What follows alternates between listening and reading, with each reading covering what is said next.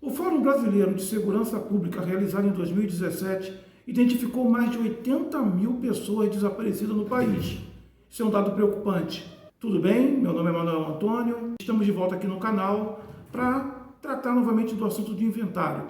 Só que antes de falar no inventário, eu comecei a falar da situação do óbito, na perda da personalidade jurídica do indivíduo. Então, nós começamos a falar disso daí. E por que é importante falar em desaparecimento? Bom, eu comecei o vídeo com essa temática porque isso vai dar um link, vai fazer uma ligação com o que a gente chama de morte presumida. Como já tinha dito, o inventário ele tem como ponto de partida o óbito. Então, a lavratura do óbito é o ponto de partida para se iniciar uma ação de inventário. Mas antes de entrar nessa ação de inventário, nesse procedimento, a gente tem que começar a pensar de que forma esse óbito é lavrado. Então, a gente traz aqui um outro cenário, um outro tipo de lavratura de óbito. Então, você tem a morte natural, que é atestada por um profissional de medicina. Você tem a morte por justificação judicial, que é aquele óbito onde a justiça determina que seja lavrado. E você tem o óbito de um procedimento, que é da ausência. Então, o desaparecimento, ele vai entrar aí nessa questão da ausência.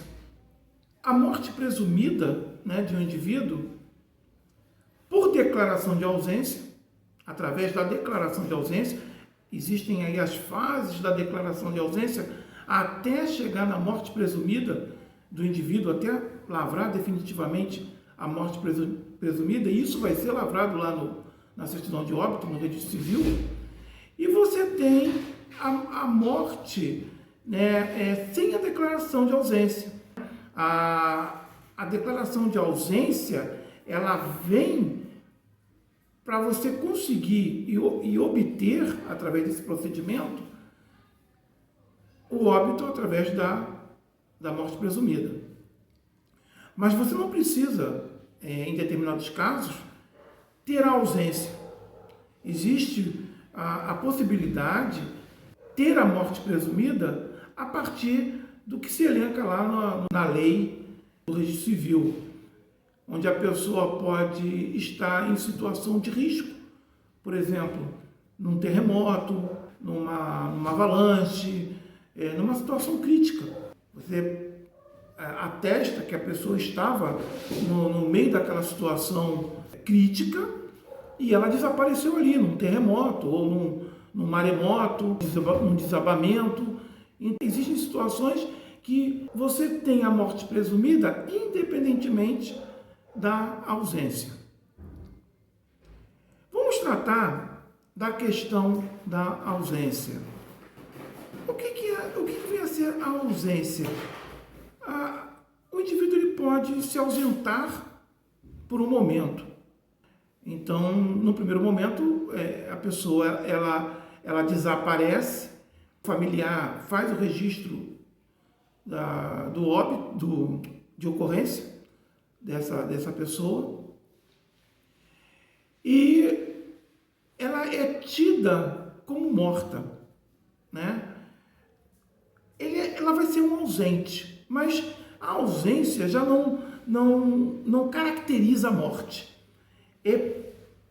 Depois de um determinado tempo, vamos dizer assim, um ano depois, a pessoa não aparece, ela já começa a ter aquela probabilidade de não aparecer viva. Mas mesmo assim, o legislador colocou na lei a possibilidade, ou seja, durante todo o processo de ausência, durante todas as fases que a gente vai ver lá na frente, a pessoa é tida como viva e presumidamente morta.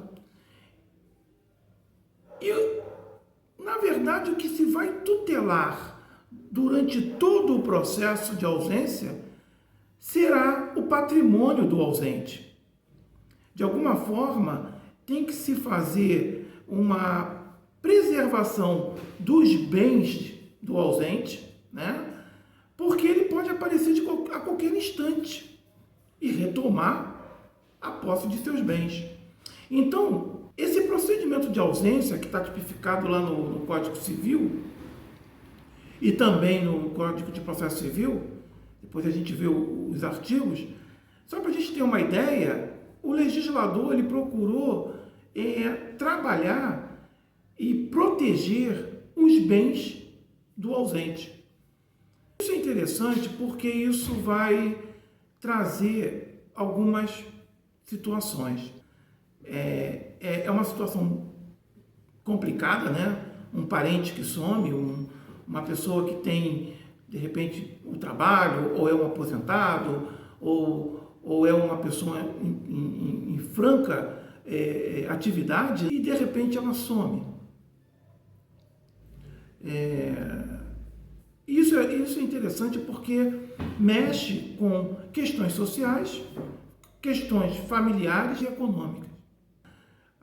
O Ministério da Justiça tem um site, é o responsável pelo acompanhamento dessa situação de desaparecimentos no país. Então, em convênio de 2010, tem um site onde ali se registram, é o portal de entrada para esse tipo de estatística, né? de registro. Mas isso aí, lá no portal do Ministério da Justiça, não vai substituir o boletim de ocorrência na delegacia, que é indispensável para se abrir um procedimento de ausência. Então, vamos lá. Tem outros órgãos também envolvidos, né? Tem a Secretaria de Direitos Humanos, tem órgãos não governamentais, como o Comitê Internacional da Cruz Vermelha também atua em cima disso, né? Procurando minimizar os impactos negativos dos desaparecimentos. Mas aqui no país é tudo muito descentralizado, e é descentralizado. O portal do Ministério da Justiça recebe essas informações de forma descentralizada, mas está meio parado, não está atualizado. Esse site não está atualizado. E se vê numa situação dessa. Então, o que acontece? Em termos jurídicos, que é o que nos interessa, uma pessoa que se ausenta e a família não sabe o paradeiro, ela não aparece, ela sumiu no mapa, isso causa inseguranças, tanto no aspecto familiar quanto no aspecto econômico e também no jurídico. Como ficam os bens desta pessoa que sumiu? Como é que vai ficar, por exemplo, um carro, a parte, né, de uma casa, de um imóvel, os bens que essa pessoa deixou? Naturalmente ela some só com a roupa do corpo, deixa documento, os principais documentos, né, passaporte, identidade. E como é que fica isso? O bem fica acéfalo, né? Ele fica sem a administração do seu titular. Isso não parece a morte do inventário? Sim. Mas, como é uma morte presumida e o titular do bem pode aparecer a qualquer momento, ela vai ter um tratamento totalmente diferenciado. E um tratamento longo. Por quê? A lei vai dar toda a chance, né, e vai resguardar todo o patrimônio desse ausente. Então, você vai ter as fases desse processo, que a gente vai ver, até chegar ao registro do óbito de morte presumida. É interessante observar também que no registro de óbito, que tem uma lei que regula, né, os cartórios civis com relação ao registro de nascimento e de óbito, o escrivão vai colocar a forma como esse indivíduo faleceu, né? Então você vai ter a morte natural, atestada pelo médico, você vai ter a morte atestada por duas testemunhas, e observa que o Código ele fala, na lei, que se não teve como comprovar a parada respiratória ou a parada cardiovascular de um indivíduo, duas testemunhas, né, você não pôde lá fazer com o médico, duas testemunhas podem atestar a morte dessa pessoa. E isso é um pouco preocupante, né, porque lavrar o óbito com a presença de duas testemunhas sem um registro médico, isso pode dar um problema sério, como já aconteceu. Existem relatos aí na internet, é só colocar aí na internet, lá no Google, que você vai ver que tem pessoa que foi declarada morta estando viva. Tem um caso que um camarada saiu do seu estado, né, abandonou mulher, abandonou filho, saiu do seu estado e a esposa declarou ele morto. Se separou e a esposa declarou ele morto. Arranjou duas testemunhas. Ele só foi descobrir quando ele foi receber auxílio, quando ele estava dado como morto. E existia uma certidão de óbito com ele vivo. Então é uma coisa interessante saber que isso pode acontecer. A ausência vai ter esse papel, o processo de ausência vai ter esse papel. Vai se passar por toda a fase da coroadoria, a fase da sucessão provisória, a fase da sucessão definitiva. Nessa fase, né, estou aqui adiantando mais ou menos, é que vai se declarado a morte presumida, para que se possa, assim, ter o registro de óbito para entrar no inventário. Então, isso é importante e a gente fica com o vídeo por aqui. Eu vou deixar na descrição do link essas notícias, né? A lei, que é importante, a lei do registro civil e as considerações que a gente vai fazer lá no blog.